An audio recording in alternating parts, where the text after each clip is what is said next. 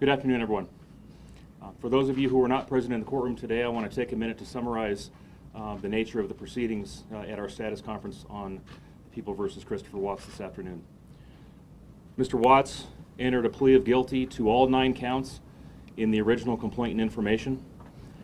Those counts include murder in the first degree after deliberation as to Shanann Watts, murder in the first degree as to Bella Watts, murder in the first degree as to Celeste Watts, unlawful termination of a pregnancy as it relates to Nico Watts, and 3 counts of unlawful tampering with a deceased human body. There was a sentencing agreement that calls for the defendant to be sentenced to the Department of Corrections for the remainder of his natural life as to counts 1, 2, and 3. All of those sentences will run consecutively to one another. There's also an agreement that whatever sentence the court imposes as to count 6 will also run consecutively to counts 1 through 3. The remainder of the sentencing will be left to the discretion of the court. That sentencing will occur November 19th at 10 o'clock in the morning. The final piece of the sentencing agreement calls for the district attorney's office, myself, to agree that as a result of his plea of guilty, that he will not face the death penalty. I know that there are going to be a lot of questions about that, so let me address that right up front.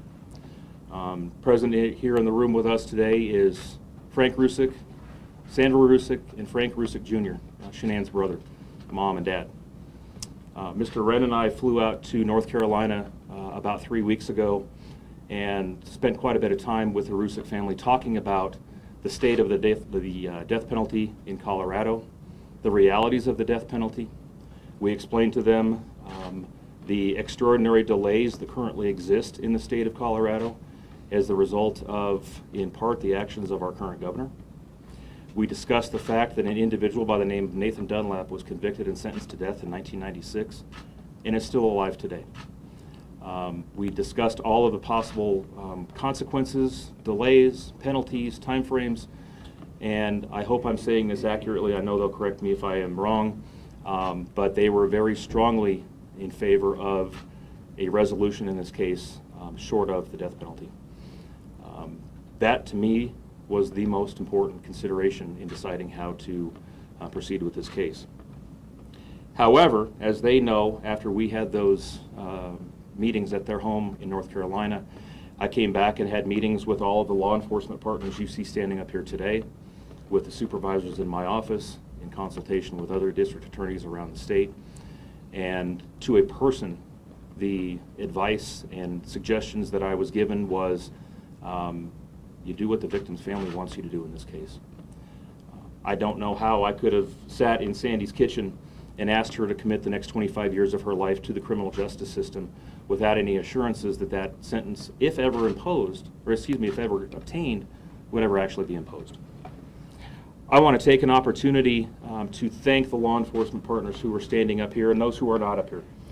This investigation, this prosecution, was exactly what local, state, and federal cooperation should look like.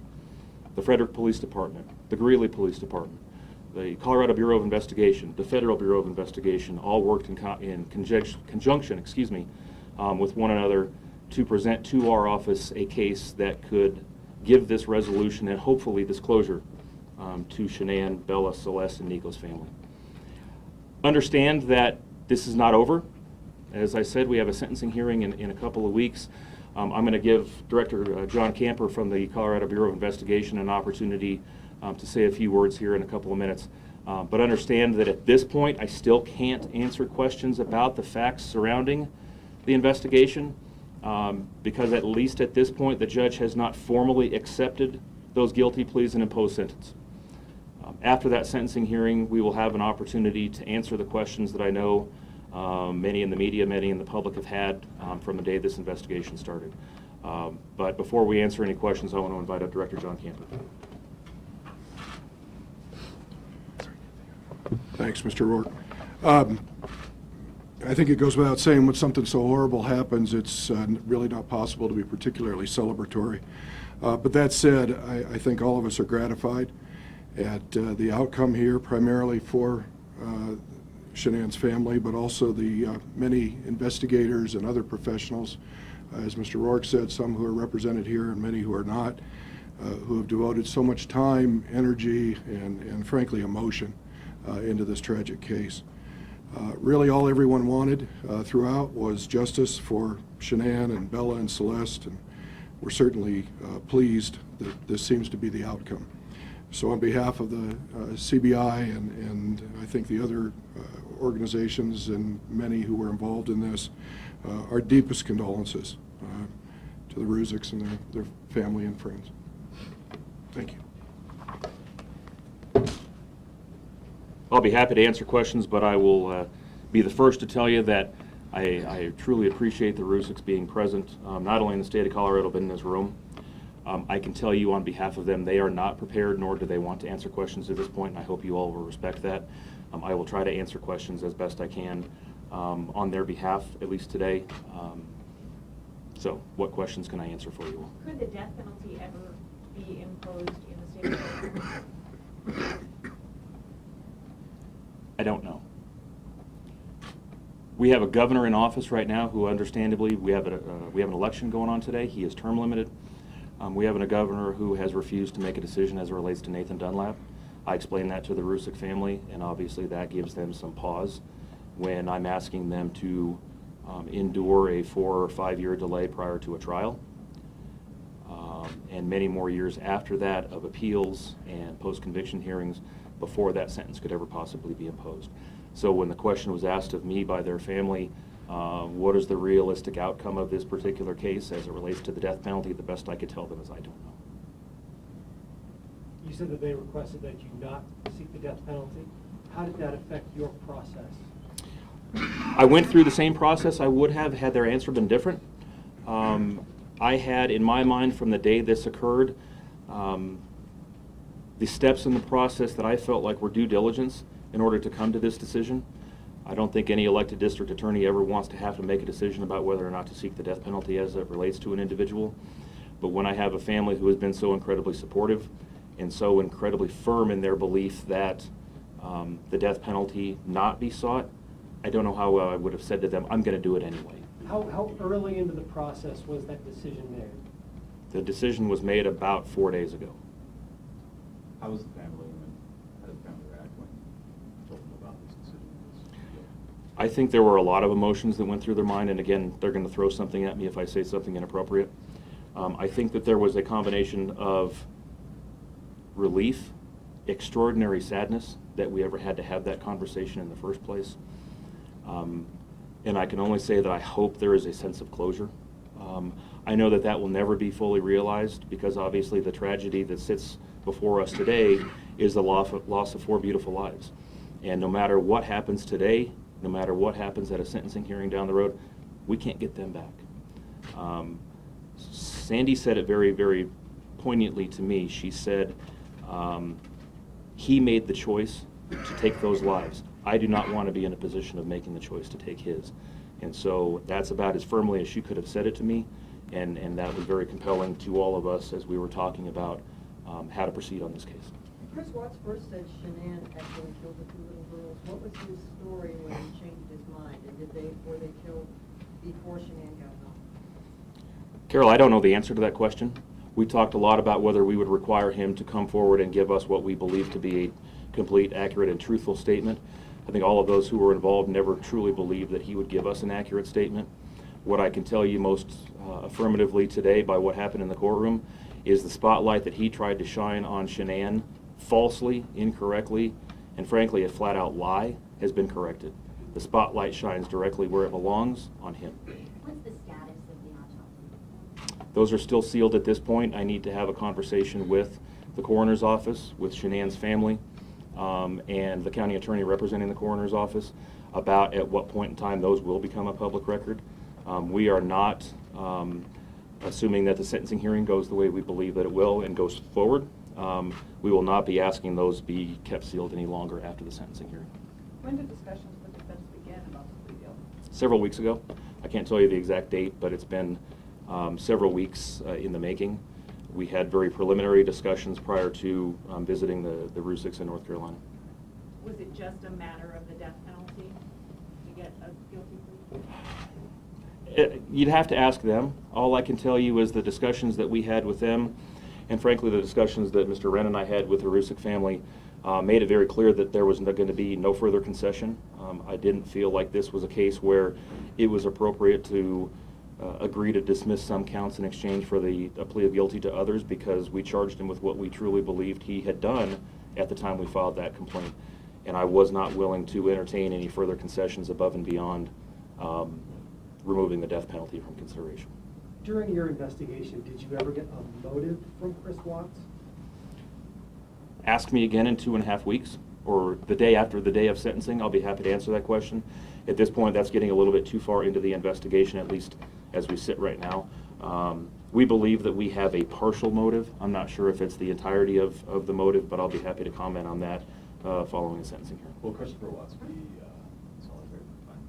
You know, I don't know. I don't know the answer to that. Whether or not he's in solitary confinement where he serves his time, whether it be in what DOC facility in the state of Colorado, or if he's one who's transferred to another state, is left to the discretion of the executive director of the Department of Corrections.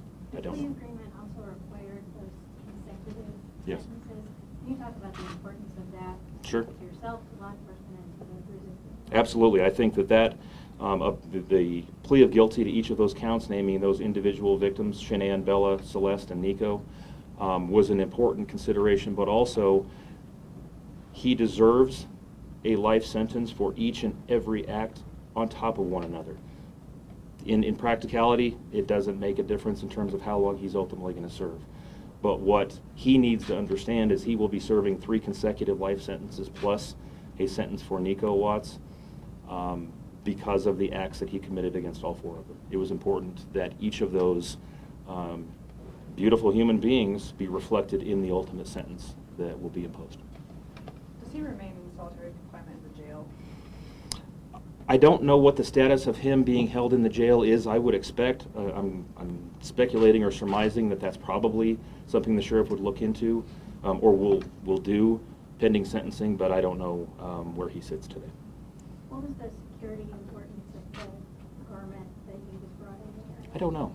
I presume that it was for his own protection. From whom, I don't know. I think that that's a standard safety measure that the sheriff will take in very high-profile cases. I appreciate the sheriff's diligence in protecting him as well as everybody else who's in the courtroom. Have you ever had a case like this resolved so soon into the investigation? No. Have you ever had a case like this? No. Is that due to the overwhelming amount of evidence in some ways that you think that you had in this case? I don't know the reason why they approached us initially. I don't know what their thought process was in terms of making this offer to us that was at least compelling enough that we wanted to get on a plane and fly out and see the Rusick family in person. This was not a conversation we were going to have over the telephone or over Skype. But what caused them to come to us in the first place, I don't know. I don't know what it was that pushed them over the tipping point, so to speak. Did they come with a plea agreement that was similar to what was talked about today? Initially, no. Okay. Recently, yes. Okay. As of a couple of days ago, yes. 2 separate Yes. offers? Yes. Okay. How does this make you feel? Sick, saddened. As Director Camper said, no one wins today. I never wanted to have to stand up and have a press conference like this. I'm saddened that I had to meet the Rusick family under these circumstances. It's been a pleasure working with them and meeting them and knowing them. But as the director said, there is no cause for celebration today. Will the Rusicks be making victim impact statements at sentencing? I believe so. That's a conversation that we started when they flew in yesterday, and I'm going to give them some time to thoughtfully decide how they want to proceed at sentencing. So if they don't, Mr. Roach, Mr. Wren, and I will be happy to speak on their behalf. Any other questions? Sentencing investigation, this is going to be a pro forma sentencing for large part, so why conduct that? Oftentimes, even in Class 1 felonies, we ask that the probation department complete a pre-sentencing investigation report, as Mr. Wren said, because the Department of Corrections actually benefits from that information. It helps them in classifying offenders more quickly when they reach the regional diagnostic center. I understand the judge's desire to have a sentencing hearing done sooner rather than later, but we were endeavoring to try to do both in order to assist DOC with the classification determination they would have to make. Okay? Thank you very much, everyone.